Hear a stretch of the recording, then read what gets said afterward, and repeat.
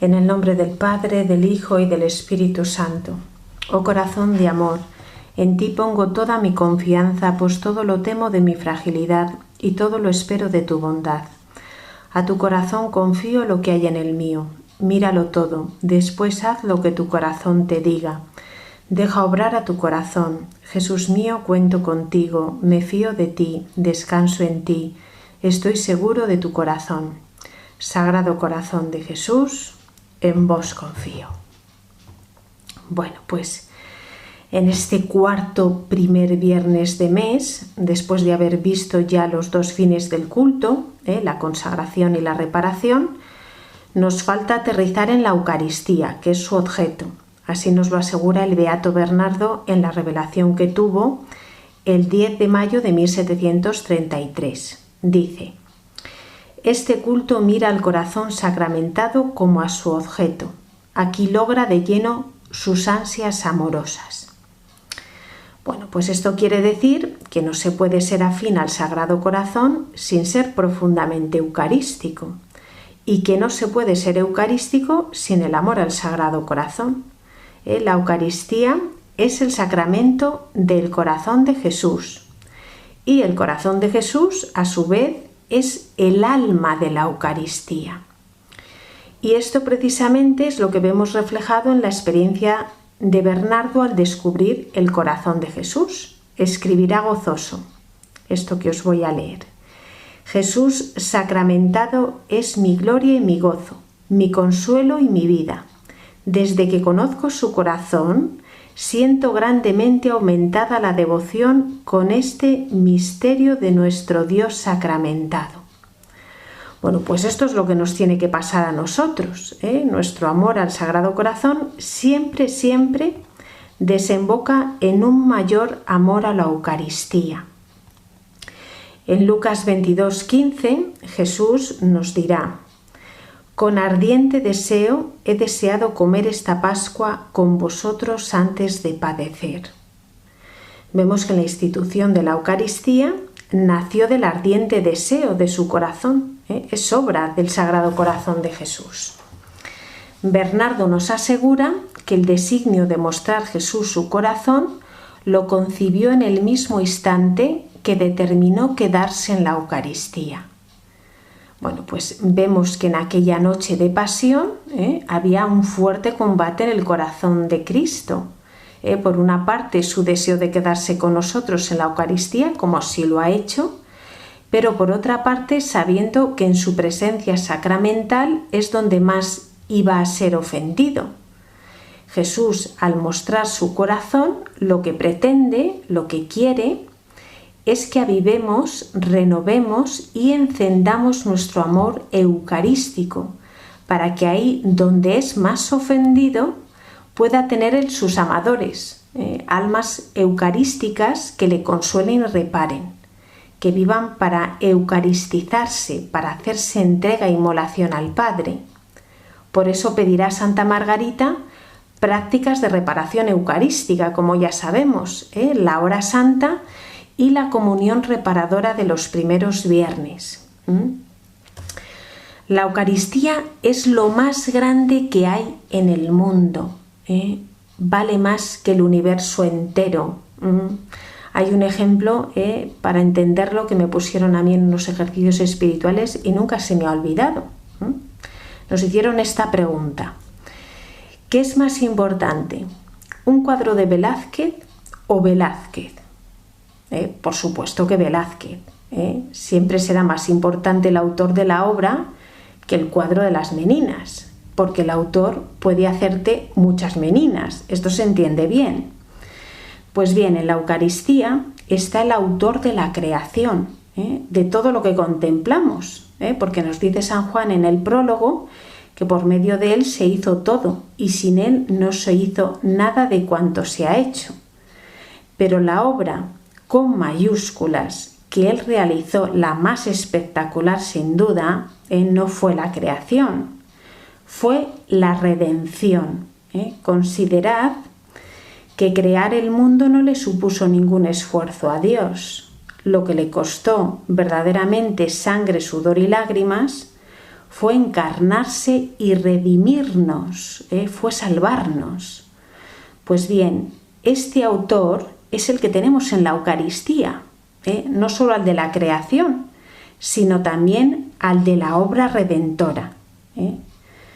Si consideráramos realmente esto, cada vez que nos ponemos en su presencia sacramental, nos caeríamos de espaldas. Pero como normalmente lo que hacemos es como un automatismo llegar, nos plantamos ahí y no pensamos ante quién estamos, pues nos quedamos tan anchos. Pero es para caerse de espaldas. Los católicos, bueno, pues en este sentido nos hemos convertido en un antitestimonio, ¿no? Porque decimos que nuestro Salvador está en la Eucaristía y luego nuestras iglesias están vacías, nuestros sagrarios abandonados y mal cuidados. En la adoración, bueno, somos 4 monigotes, es que no hay compromiso porque todo el mundo está muy ocupado. Y además comulgamos de cualquier manera, actuamos de forma muy contraria a lo que decimos creer. Bueno, pues vamos a ver qué 3 deseos del corazón de Cristo hay tras esa primera consagración de la historia. El primero de estos deseos era el de quedarse con nosotros y hacerlo corporalmente. El segundo era el de permanecer ofrecido, entregado. Esto es lo que hace en la celebración del Santo Sacrificio. Y el tercer deseo era el de ocultarse bajo las especies del pan y del vino. Bueno, pues vamos a ir explicando cada uno de estos latidos del corazón de Jesús y cómo debemos responder a ellos para ser almas eucarísticas. Me he servido de las aportaciones de 2 sacerdotes, Alberto José Chávez y Fernando Rey Ballesteros. Lo vamos a explicar no dando nada por sabido, pues normalmente, bueno, pues es el consejo que siempre me dan, ¿no? Que no dé nada por sabido. Bueno, pues el primer deseo, quedarse con nosotros, permanecer. Mateo 6:21, donde está tu tesoro, está tu corazón. Bueno, pues porque soy el tesoro de Jesús, conquistado a precio de su sangre, su corazón vivo y palpitante, se ha quedado cerca de mí. Sabemos que cualquiera que ame experimenta el deseo de permanecer junto al ser amado y además sufre como un desgarrón el dolor de la despedida. Por eso Jesús, sin dejar de marcharse con el Padre, se quedó. Y se quedó corporalmente, como pastor y a la vez como pasto, como sacerdote y a la vez como hostia. Ahora nos tendríamos que hacer pues, una pregunta importante, ¿no? ¿Dónde está mi corazón? El corazón sabemos que siempre se inclina hacia el objeto amado. ¿Ese objeto amado es el Señor? ¿O son otras cosas? El prestigio, las riquezas, las criaturas, etc. Bueno, pues ¿cuántas veces mendigamos abrazos, besos, caricias que apenas nos consuelan cuando llegan y nos dejan desolados cuando se retiran? No hay abrazo ni beso que transmita un amor comparable al que gritan los sagrarios. El mero hecho de saber que Jesús está en los sagrarios, amando al hombre y ofrecido por amor en cada misa, debería bastar para llenar de gozo la vida entera. Si en la pasión Jesús te acompaña sufriente hasta el Calvario, en la hostia te acompaña en el camino de la vida, hasta que entregado como tu viático te toma de la mano para llevarte a la eternidad. Si esto es así, si Él te acompaña, ¿cómo no acompañarle tú en el sagrario, ¿no? Cada día? Sería una respuesta muy fea, no hacerlo. Igual de fea que la de aquellos 9 leprosos que una vez curados no se volvieron para alabar a Dios. Esta Esta es la proporción de su abandono, ¿eh? Solo 1 de 10 redimidos ama a su Redentor. De ahí la herida de Jesús cuando dice: ¿no han quedado limpios los 10? Los otros 9, ¿dónde están? Es que nos dice esto, ¿dónde están? Es como si Jesús pareciese necesitarnos, más que nosotros a él, porque preguntó por ellos, mientras que los otros leprosos, una vez curados, sintieron que ya podían continuar su vida, volvieron a sus pueblos, rezarían en sus sinagogas y al cabo de un tiempo morirían. El amor con que amó a Jesús, el leproso que volvió para postrarse ante él, lo salvó de la muerte y del infierno. Solo él, entre los 10, recibió vida eterna. Solamente a este Jesús le dijo: tu fe te ha salvado. Todos necesitamos al Señor y todos le pedimos diariamente y debemos de hacerlo, desde nuestra pobreza. Pero necesitar al Señor no basta. Si no aprendemos a amarlo, no podremos salvarnos. Todos hemos experimentado lo que se cambia bajo su presencia sacramental. Yo creo que todos los que me escucháis, postrados a sus pies, ¿no? Como hizo este leproso, pues cambian tus inclinaciones, tus gustos, tu forma de pensar. Vas entendiendo cosas sin saber de dónde te vienen, porque no las sacas de los libros. Esto es lo que se llama conocimiento infuso. Este conocimiento es el que tenían nuestros primeros padres, Adán y Eva, antes de pecar. También te van rechinando cosas del mundo que antes tenías por normales, con las que comulgabas de forma habitual. Se te infunde su misericordia, su mansedumbre, su docilidad al Padre. Te ves descubierto con virtudes que antes no tenías. ¿Cómo puede ser, no? Porque yo no era así antes. Bueno, pues todo esto son efectos de quien se deja bañar por este sol, que es la Eucaristía. La luz se hace en torno a ti y se te van iluminando realidades escondidas. Nos pasa lo que a Moisés cuando trataba con Dios, que en su rostro se hacía la luz, porque su piel resplandecía. Pues nuestra vida también se llena de la gloria de Dios. Fijaos lo que dice San Alfonso María de Ligorio, que la Eucaristía, la adoración eucarística, vale más que todas las obras de caridad, oraciones y sacrificios que hagamos durante el día. Esto es muy gordo. Es que verdaderamente es nuestro apostolado más eficaz. Se gana todo lo que no vemos.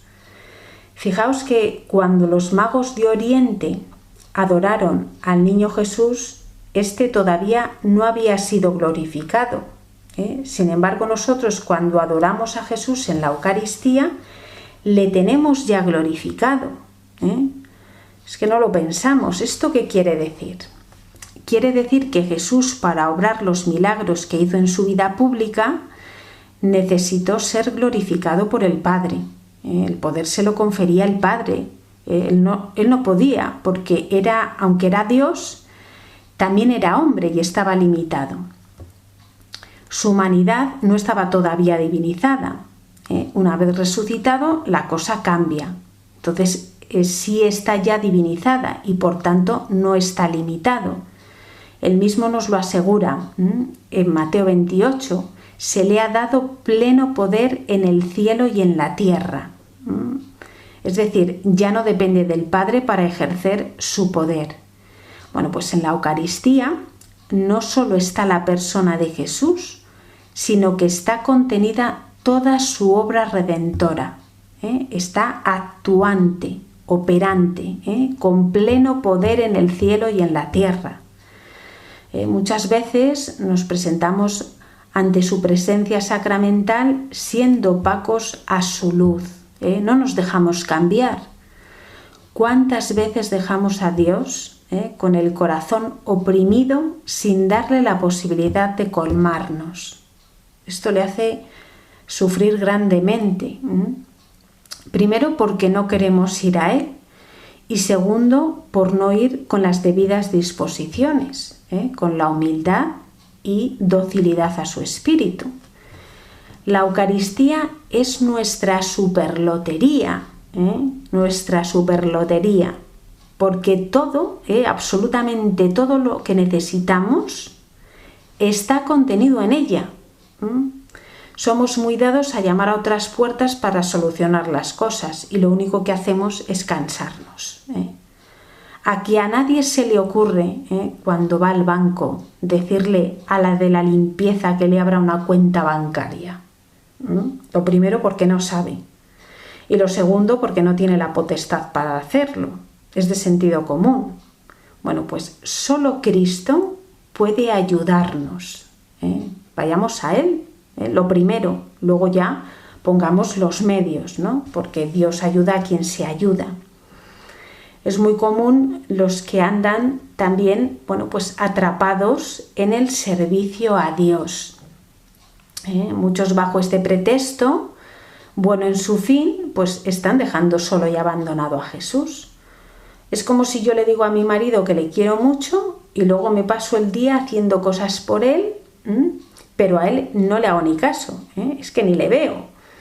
Creo que esto sería un amor muy cuestionable, ¿Nos parece? Pues yo creo que sí.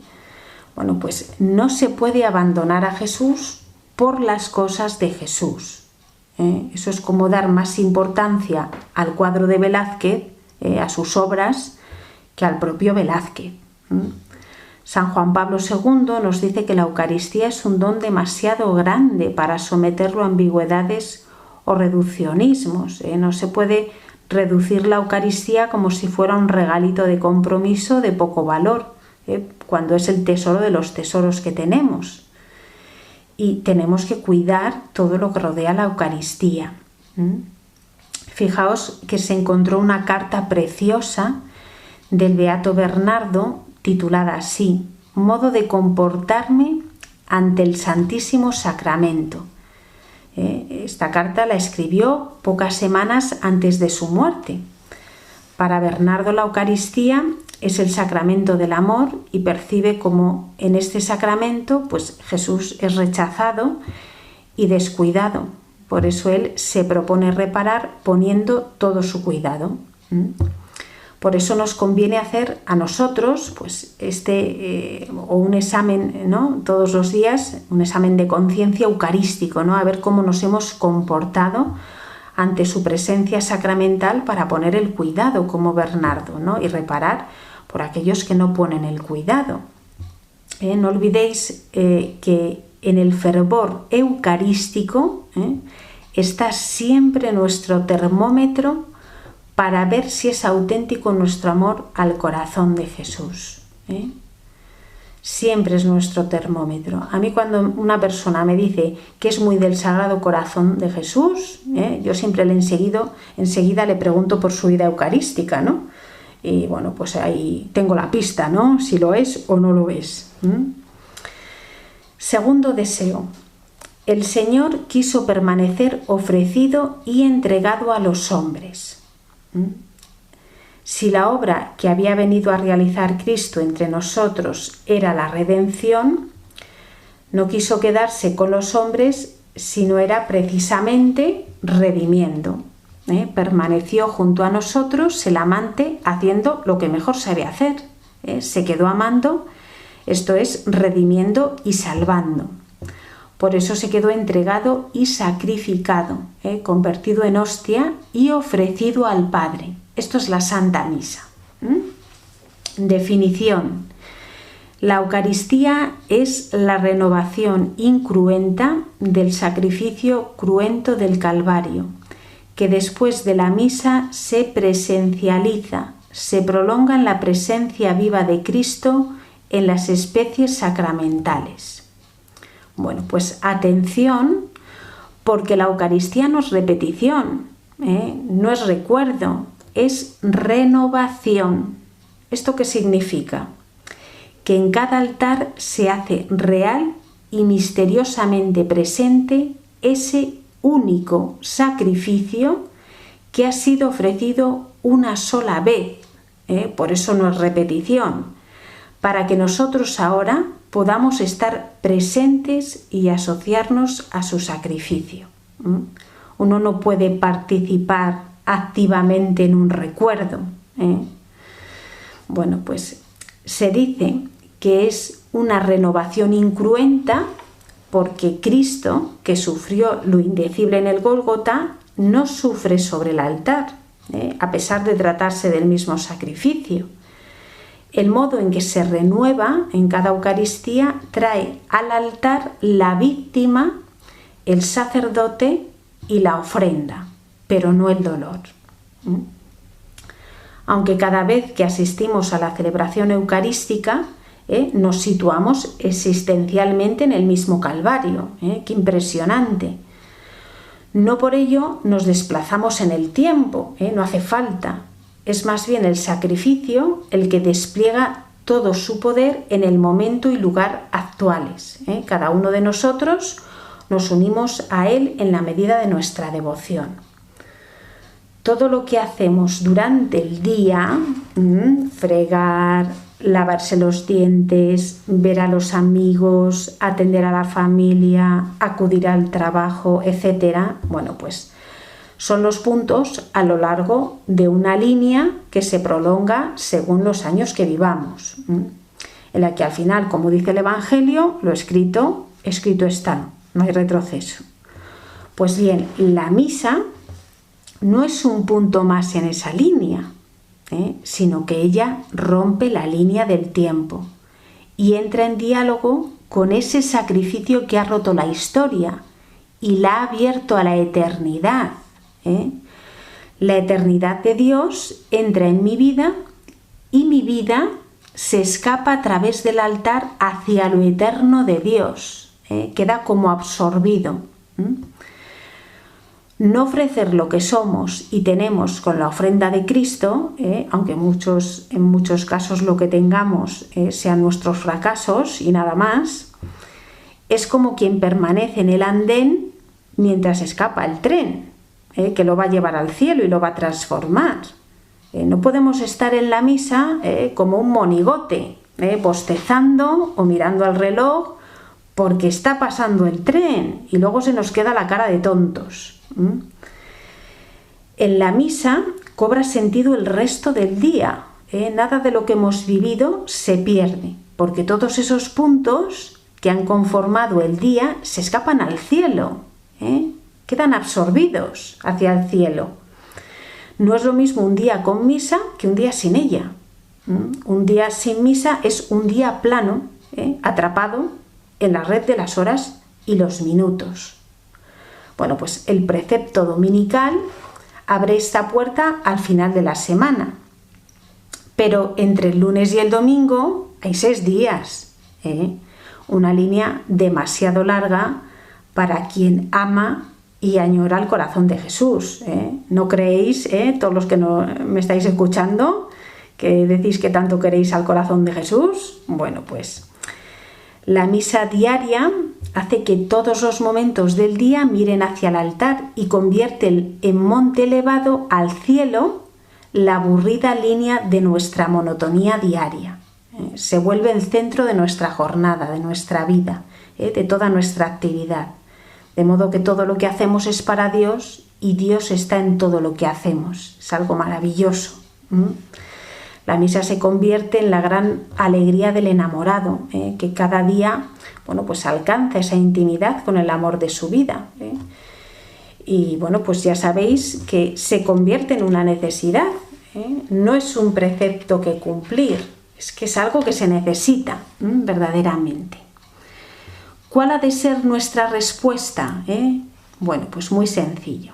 Si en la misa la víctima da la vida por mí, en la jornada yo soy la víctima que da la vida por Cristo.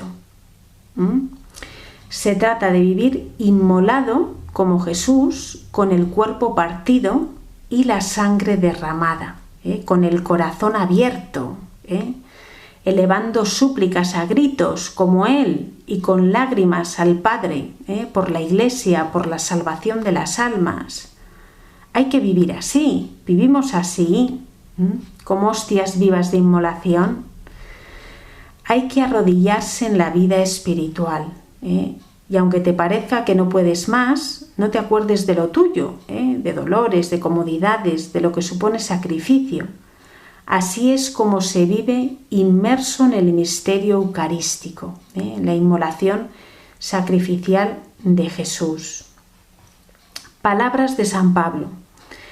Tened entre vosotros los sentimientos propios de una vida en Cristo Jesús, el cual, siendo de condición divina, se despojó de su rango y tomó la condición de esclavo, pasando por uno de tantos. Pues Jesús en la Eucaristía toma menos que la condición de un esclavo. La condición de esclavo sigue siendo la condición de una persona. La condición de pan no es la de una persona. Cuando se hizo hombre, su divinidad estaba velada, pero su humanidad era perceptible. Cuando se hace pan, está velada no solo su divinidad, sino también su humanidad. Es decir, que pasa por un don nadie. Un desconocido que se pierde entre la masa, le llaman por su nombre y responde. Sin embargo, Cristo pues pasa inadvertido, despreciado, ignorado. No recibe en muchos casos ni la genuflexión, ni un gesto de amor. Pasan delante del sagrario como si nada. Pasa por menos de uno de tantos. Se deja coger, llevar, traer, hacer. Bueno, pues aquí está la inmolación que debemos abrazar. Pregunto, ¿tú pasas por uno de tantos?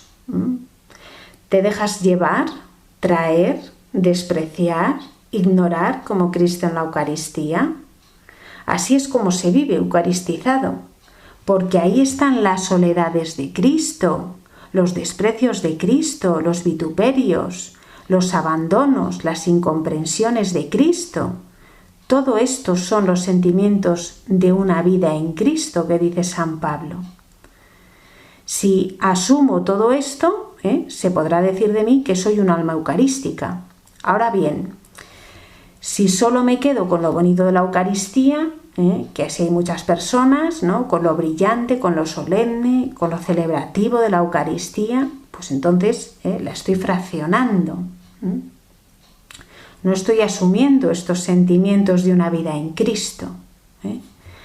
El fin último de la Santa Misa, bueno, pues sabemos que es comulgar el cuerpo de Cristo para unirnos a Él. Bueno, pues comulgando hacemos comunión entre nosotros, formamos el cuerpo místico de Cristo.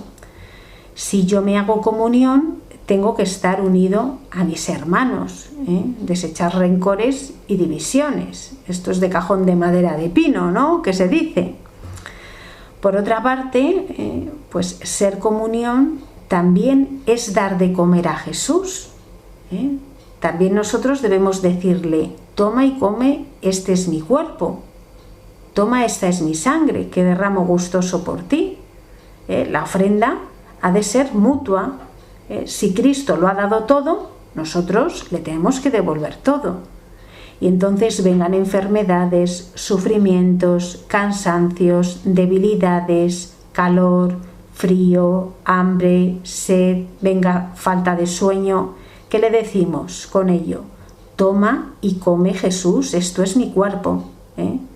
Bueno, pues esto es lo que tenemos que hacer, ¿no? Dar de comer a Cristo, que está hambriento de nuestro amor ofrecido. Le tenemos escuchimizado al pobrecillo. Es bueno, pues dejar de mirarnos al espejo para preocuparnos más de Él y de la Iglesia, que es su cuerpo místico. Tercer deseo, el de ocultarse bajo las especies del pan y el vino. Bueno, pues en el Evangelio de San Juan, Jesús muestra un anticipo de la Eucaristía, se muestra como comida. Yo soy el pan de vida. Quien come mi carne y bebe mi sangre tiene vida eterna. Bueno, pues nos dice San Juan que Jesús fue abandonado por muchos de sus discípulos. Dice que se echaron atrás y no volvieron a ir con él. La Eucaristía les resulta un lenguaje ininteligible, hoy sucede lo mismo, ¿eh? La Eucaristía sigue siendo un lenguaje duro que solo se descifra con la fe, ¿eh? Por eso luego Jesús les dirá a los 12, ¿también vosotros queréis marcharos? ¿Eh? Bueno, pues a un verdadero católico se le reconoce por su amor a la Eucaristía. Son los que no solo no se han marchado, sino que además tienen delicadeza eucarística, ¿eh? Cuidan los más mínimos detalles con él, ¿eh? ¿Qué es esto de la presencia sacramental? Bueno, pues la presencia de Cristo en la Eucaristía no es una presencia física, ¿eh? A la que estamos tan acostumbrados los seres carnales. Es una presencia sacramental. Está velado, pero mostrado por las sagradas especies del pan y el vino. Está corporalmente, es verdaderamente su cuerpo, pero los ojos no le ven, ni le tocan las manos sacerdotales, ¿eh? No se toca un pie, un brazo, una mano de Jesús, ¿eh? No es presencia física. Se toca a Cristo tocando un trozo de pan. Parece pan, parece pan y vino, sabe a pan y vino, pero no lo es Cristo. Las sustancias del pan y vino quedan suspendidas. Dice Filipenses 2, 6, 11 que Cristo se rebajó hasta someterse incluso a la muerte y una muerte de cruz. Bueno, pues Jesús se ha rebajado, se ha despojado, se ha anonadado, pero muchísimo más en la Eucaristía. Anonadado significa que se enanó, se hizo enano, se aniquiló a sí mismo, se hizo nada, ¿eh? Por esto precisamente Dios lo exaltó y le dio el nombre sobre todo nombre. En la Eucaristía su exaltación es también en la humildad. Bueno, pues el despliegue de gloria eucarístico se produce cuando un alma se cristifica, se convierte en hostia viva, se hace nada para ser exaltada por Dios. Esta es la santidad eucarística que os deseo a todos vosotros. La de un alma que no brilla para el mundo, que nadie conoce, pero a la que el Padre le ha dado el nombre sobre todo nombre. ¿Y cuál es ese nombre? El de Jesús. Porque el Padre ya no ve en esas almas pues a Pepito o Menganito. A quien ve es a Jesús. Y por eso las levanta sobre todo y las hace con Cristo Rey, reyes de la creación. Se puede reinar con Cristo, pero antes hay que hacerse Eucaristía, hay que hacerse nada.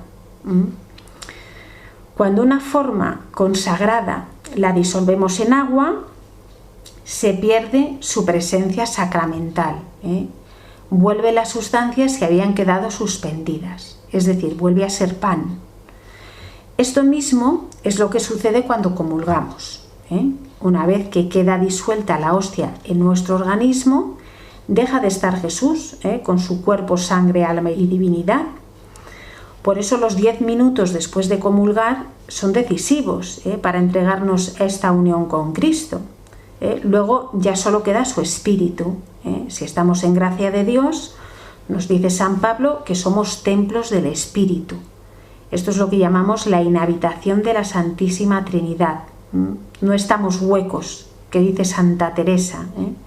Somos morada de Dios. No obstante, no todo el que es morada de Dios tiene vida espiritual, goza de Dios. Les hay que gozan más con un partido de fútbol que con una misa.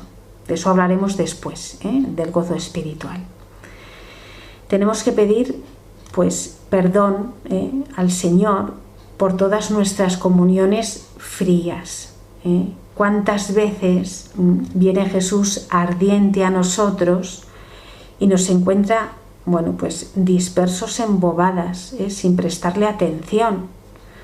Una comunión fría no aprovecha al alma, porque la Eucaristía pasa por el cuerpo sin entrar en el corazón. Las puertas se hallan cerradas, ocupadas en naderías, ¿no? En nada. Luego se disuelven las sagradas especies, desaparece Jesús y allí no ha pasado nada, porque nada ha quedado. Fijaos qué desprecio hacia Jesús. Entonces cuidemos mucho, pero que mucho, nuestras comuniones, porque así lo pide el Sagrado Corazón de Jesús. Los luteranos, que son una rama protestante, no lo creen así. Ellos afirman que las sustancias del pan y el vino conviven con el cuerpo y la sangre de Cristo. Es decir, no deja de ser pan y vino.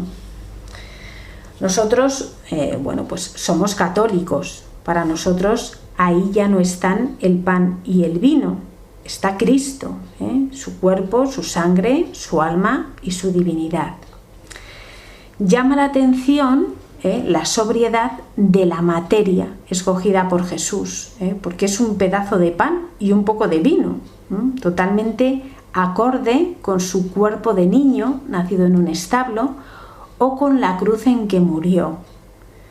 Cristo no habla principalmente a los sentidos, ni tampoco a los sentimientos de las personas. Habla sobre todo a los espíritus y lo hace a través de signos corporales accesibles y discretos. Accesibles quiere decir que no es ningún alimento exótico ni difícil de adquirir, que excluya la posibilidad a nadie. Había que llegar a todos y la Eucaristía pues es el alimento de los pobres, y quien no la reciba como un pobre pues no recibirá el fruto que este pan puede alumbrar en el alma.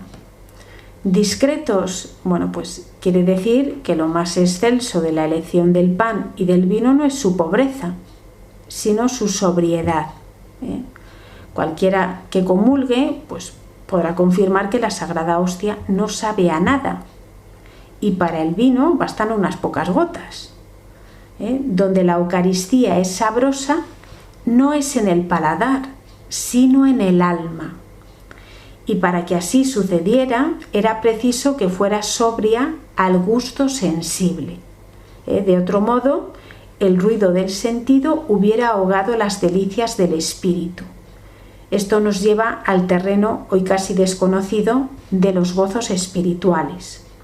Una persona sensual tiene que ser reeducada en su sensibilidad para gozar de la Eucaristía, porque el lenguaje eucarístico es el lenguaje de la cruz.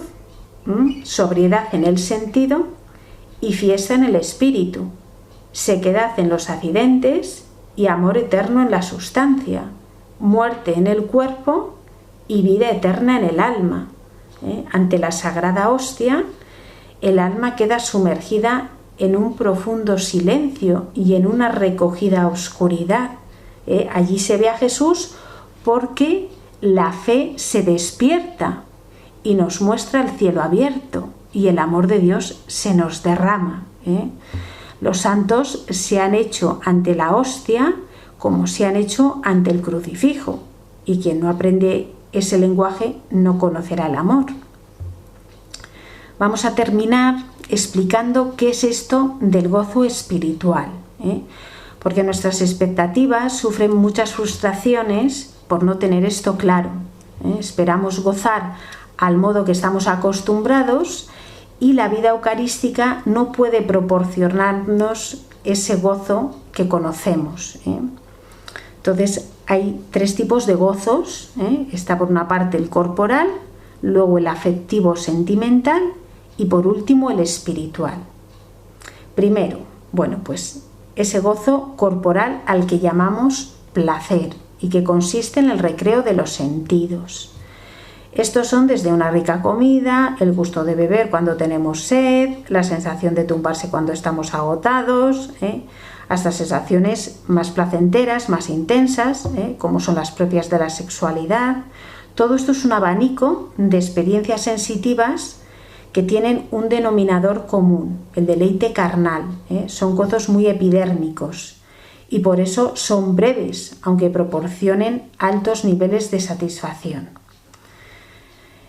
Estos prolongados en el tiempo pues producen hastío. Estos gozos obviamente no son los que vamos buscando ni en la misa ni en la comunión.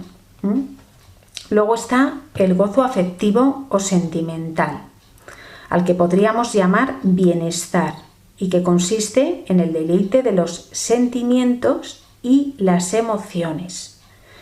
Estos son desde una conversación agradable con una persona afín, el paseo de dos enamorados, el abrazo a un ser querido, las emociones despertadas al escuchar una canción que nos gusta, o las que despiertan una película de acción romántica. Bueno, pues son gozos más profundos que los corporales, que incluso pueden prolongarse más en el tiempo sin llegar a saciar, porque una buena película puede mantener la atención del espectador durante horas sin aburrirle, y un enamoramiento puede durar años. Sin embargo, tampoco estos gozos pueden prolongarse indefinidamente, se desvanecen. Uno no siempre se encuentra bien ni se divierte durante todo el día. Si al hablar de placer queda claro que no es lo que la persona debe buscar en la misa, en el caso de bienestar o gozo afectivo ya no queda tan claro. Muchos esperan que la misa pues sea divertida, entretenida, amena e incluso emocionante. Quieren pasar un buen rato como lo pasan en otro ámbito. Y el sacerdote no está para encender sentimientos y provocar emociones. No cuenta con los medios de los profesionales de la diversión. Lo que tiene que custodiar es la liturgia, que esta, en la medida en que sea fiel al parecer de la Iglesia, introduce en el misterio divino, que es espiritual. Por tanto, no se trata de entretener ni divertir. Esta no es la labor de un sacerdote. Para consuelo de ellos, hay que decir que nadie alcanza la salvación por haberse divertido durante esta vida. Y ya tercero y por último, el gozo espiritual. Aquí es donde queríamos aterrizar, al que podríamos llamar deleite, y que consiste en un gozo mucho más elevado y noble. El único que se prolongará eternamente después de la muerte sin saciar ni cansar. Para explicar este gozo tenemos que hablar del espíritu. Hemos hablado de la dimensión corporal y luego de la afectiva y sentimental, pero la vida del hombre no se ciñe a esos dos planos. A diferencia de los animales, el ser humano está llamado a una dimensión mucho más elevada y profunda, que es la espiritual. Muchos hombres, pues desgraciadamente viven sin desarrollar esta capacidad. Viven como si no tuvieran alma, como si fueran un animal evolucionado. Como ser espiritual, el hombre es capaz de replegarse sobre sí mismo, está dotado de conciencia y sabe que existe. Ningún animal puede decir yo, porque ningún animal puede elevarse sobre sí mismo y mirarse. Esa capacidad pertenece al ámbito del espíritu. Si en las dimensiones corporal y afectiva el hombre siente y padece, apetece y rechaza, en la dimensión espiritual, en cambio, conoce e ignora, ama y odia. El gozo espiritual se distingue de los gozos corporales y afectivos en que no se trata tanto en sentir, sino en conocer. No se trata tanto de palpar como en saber. No se trata tanto en apetecer como en amar. Este conocer y saber no son intelectuales al modo humano. Es un conocimiento interno de quién es Dios y cómo es Dios. Pues la diferencia es abismal, porque mientras la experiencia de sentir es efímera, se acaba, la experiencia del conocimiento es algo que se sabe para siempre. Por eso, al referirnos al cuerpo o a los afectos, hablamos de estar a gusto, estar contentos, y al referirnos al estado deseable del espíritu, hablamos de ser felices, de ser felices. Quien es feliz lo es incluso mientras sufre dolor o siente tristeza. Lo que sucede en la dimensión corporal o afectiva no altera el estado del espíritu, que ha alcanzado la felicidad. Esto es lo que han vivido los santos, que han sido felices en medio de sus sufrimientos. Nuestros contemporáneos han adulterado el amor y lo identifican con una experiencia carnal, hacer el amor, o con un sentimiento, sentir amor. Pero lo cierto es que el amor ni se hace ni se siente, más bien se vive, y se vive desde lo profundo del ser humano, que es el espíritu. Bueno, pues la Santa Misa ni nos proporciona placer ni nos entretiene, y la Sagrada Hostia se presenta insignificante a la vista e insípida al paladar, pero nos hace felices, nos hace profundamente felices. El espíritu, más que lo agradable, lo que busca es lo verdadero y bello. Esta búsqueda, pues, te pone en movimiento, te hace salir de ti mismo y entregarte. Entonces, así es como llegas al conocimiento. Con el conocimiento crece el amor y ambos se van retroalimentando, y así aumenta la dicha. Parece un poco lío. Yo la verdad es que cuando lo leí digo, sí, esto es un poco lío, ¿no? Bueno, pues es muy sencillo. Supongamos que un Óscar conoce a una piluca, o sea, yo, y se entabla una relación amorosa. Pues cada uno irá desvelando al otro lo que es el misterio de su persona. Al irnos conociendo va creciendo el amor y así va aumentando nuestra dicha.